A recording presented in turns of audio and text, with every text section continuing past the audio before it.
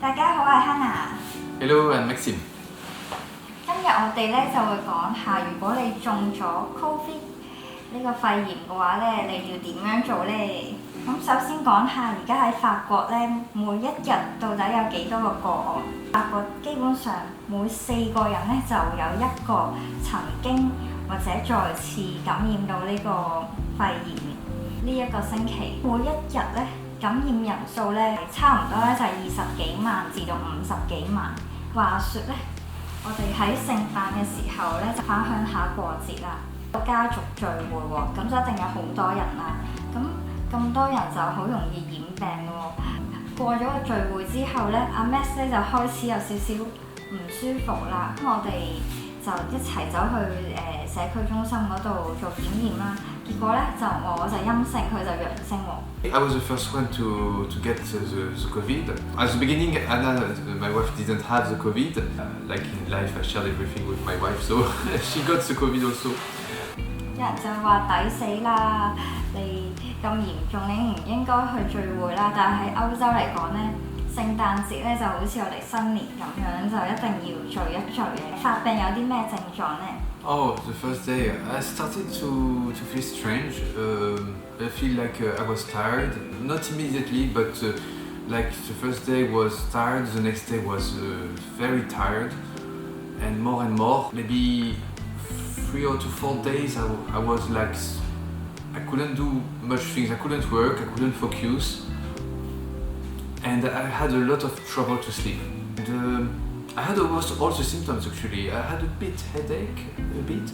The only symptom I didn't have was I could smell. I had the taste. I could smell the things and what I eat. I can feel all the different ingredients. I didn't have also difficulty to breathe, but I think I had pretty much all the rest of the symptoms.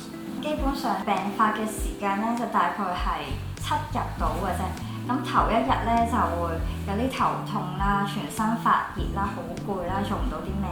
跟住第二日就開始有少少喉嚨痛啊。第3日咧就開始有埋鼻水。基本上咧7日內就差唔多好返。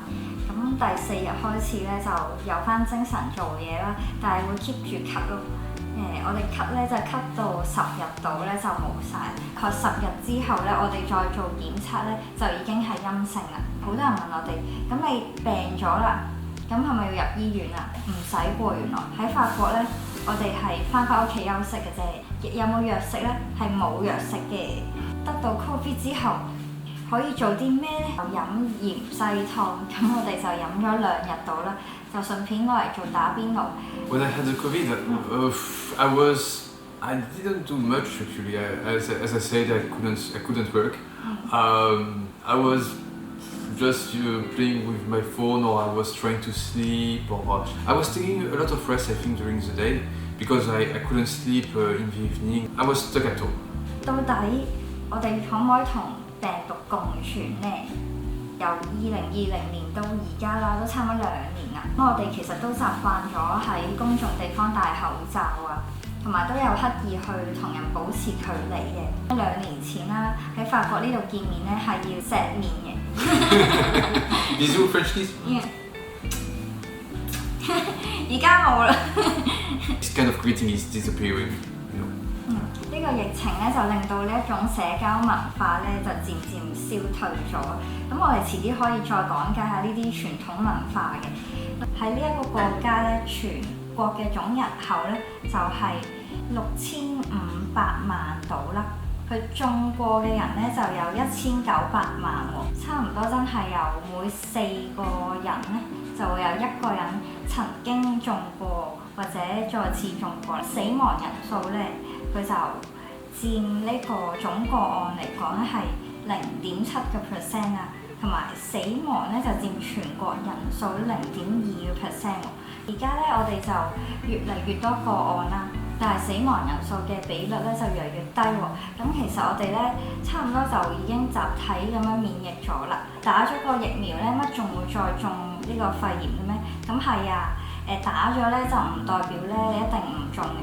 打咗咧就令到你中肺炎嘅時候咧就冇咁嚴重。大部分人咧有接種1至2針嘅咧，得到呢個肺炎都係出現有啲好輕微嘅病徵嘅啫，即係好似普通感冒咁嘅啫。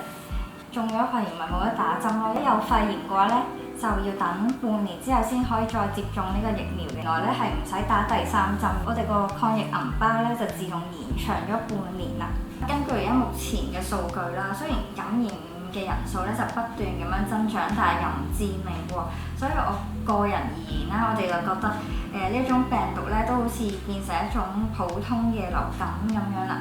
咁就好似以前喺香港，我每年都會打一支流感針咁樣，就覺得中咗都好似冇乜嘢好快好翻。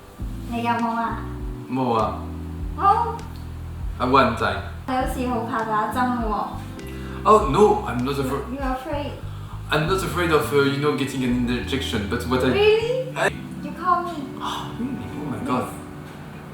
Oh well, maybe okay, maybe I'm a bit scared, but it's important to get vaccinated. 嗰陣時係我哋迪士尼做嘢嘅員工福利嚟嘅，所以每一年都有免費打針。喺歐洲呢邊咧，上年嘅暑假已經差唔多開通咗，咁我哋喺歐洲咧就可以自由出入。